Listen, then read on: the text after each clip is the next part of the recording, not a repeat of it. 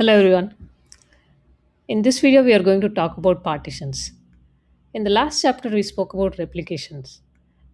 In replication, we get multiple copies of data.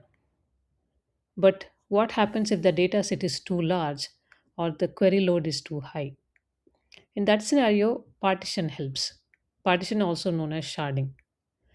Partitioning means breaking your large data set into smaller manageable pieces called partitions.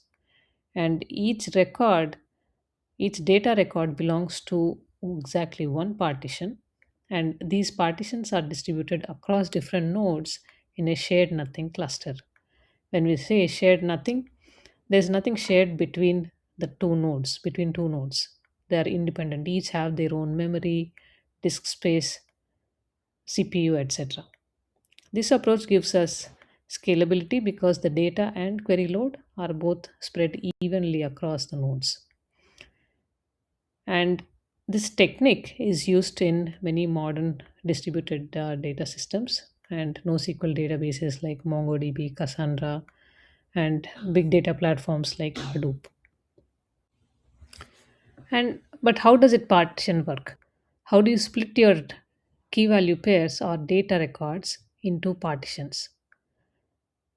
There are two main strategies. First one is the key range partition. If you look at this diagram, the data is divided into continuous ranges of keys, similar to how an encyclopedia is split by letters. And these boundaries define where your record goes in, basically in which partition. So imagine if you have a user database with user IDs ranging from 1 to 1 million.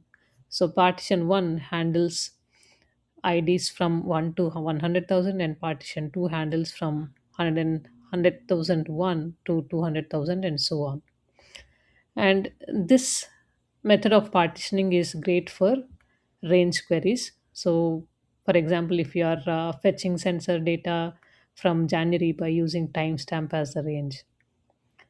But the challenge is, if your keys are only time based, then all the writes for that day will go to that same partition, which will increase the number of writes going in, and it will create hotspots. And let's move to the next one, is hash partitioning. This is another way of splitting the data into partitions. As the name says, a hash function converts each key value into a number, and that number determines which partition the data record will go to.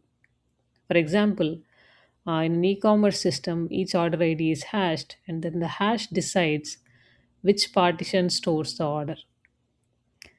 This ensures even distribution, even if some customers place many orders. And it's also ideal for high write throughput because it avoids hotspots. But the trade off is you will lose the natural ordering, so the range queries are more expensive because the data could reside in any partition. So it must hit all the partitions. And there is also another approach called hybrid partitioning, which is used by some other databases like Cassandra. For example, Cassandra uses a compound key like user ID and timestamp. If you consider a social media example like LinkedIn, and you are storing or partitioning your LinkedIn posts created by the user. And in this scenario, the user ID is hashed.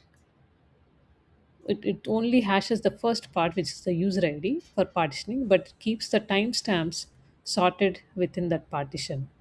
That way, all the posts by one user are stored in the same partition, and it's ordered by timestamp. This makes fetching a user's timeline more efficient.